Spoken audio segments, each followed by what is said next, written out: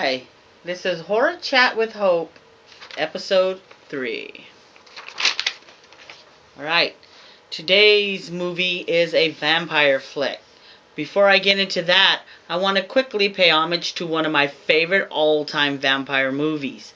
I'm not going to talk about this movie because it deserves a really good, solid, at least 10 minutes. And I like to do quick little chats here. But since I have the shirt on, I want to show you this already should be in your collection. I have a pretty solid vampire collection in my horror collection, and this is in it, and as it should be. I used to have it on VHS, but it got ruined. And yes, this is Nosferatu, silent movie. It was made in, I think, 1922. It's a German flick. It's very beautiful. No words, and it's just the most beautiful movie you'll ever see. The acting is just amazing. He literally breaks your heart. It's a really good movie. Now, the vampire genre was one of my favorite horror genres when I was a child. Besides creature flicks like Godzilla, I'm a huge Godzilla fan. But I even have a wall dedicated to all the classics of vampire movies. Nosferatu, Bela Lugosi. When I was a kid, I loved Bela Lugosi. All his movies. All of them. Even when he played werewolf. I love Bela Lugosi. So that being said, the movie I chose today is a proper real vampire flick. It just came out a few years ago. Lately the vampire movies have just gone to hell. Literally broke my heart. It's no longer my favorite genre. I've moved on. But I hate mentioning or even thinking or talking about these movies. But in my collection, you'll never find the Twilight movies. That's all I'll say. So, the movie today is Stakeland. The first time I heard about this movie was another review by HHH. I think their tagline for this one was, "It's fucking awesome."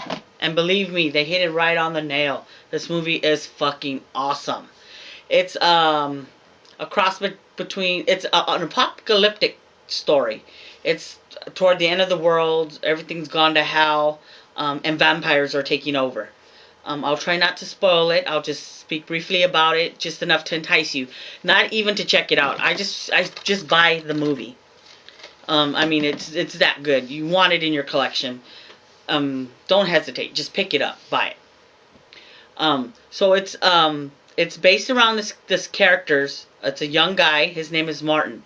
It starts off where his family's getting ready to jam. They're leaving. They're packing up and getting out of Dodge. And while they're packing up, the best opening scene in a vampire movie. I'm sure if you watch reviews like I do and you've ever seen anything about this movie, it's one of the best things everyone talks about, the opening first kill scene. When the first vampire they show, it's up in the rafters, and apparently it's Martin, and he has a sibling. And this vampire, when they're flashing with the light looking, they hear the baby crying, I think it is, and they're looking for the baby, and when they flash it up in the rafter, there's a vampire hanging onto the rafter with one hand and the other eating the baby. That's enough said. See? Get the movie.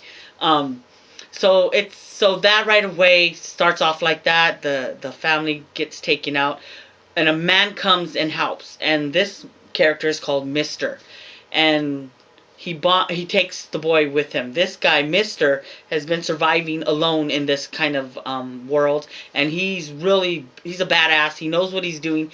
He knows how to take these vampires out, and he knows how to move, just survive. He's got it down, man. He knows what he's doing. So he takes this kid under his wing, and along the way they're traveling from town to town. They're constantly on the move.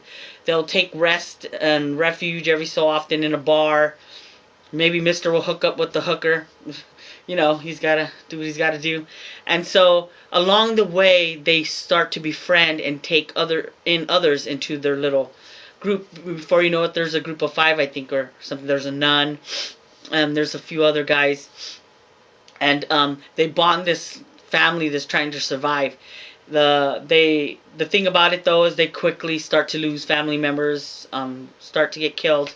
And it's not just vampires. There's also the greater evil, which is run by the humans. It's a human cult that traps humans to give to the vampires because they believe vampires were sent here or something like that. And so they literally are giving their own kind to these vampires.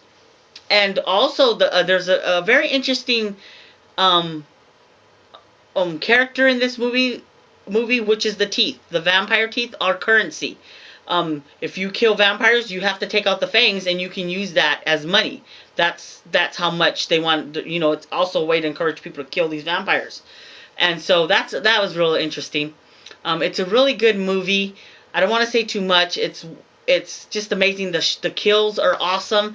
There's a part where they're walking through a town, and there's a old rundown garage or something with, you know, the open window, and he looks to over there, and you just see the vampire eat someone, and the blood just splashes across the window. It's just, man, this movie's really good. I can't say that enough. So yeah, that's it for today. Stakeland is the movie. I hope I encouraged you to just straight buy it. Don't even hesitate. It's a really good movie. It deserves to be in your collection. And that's what a vampire movie supposed to be. No one sparkles.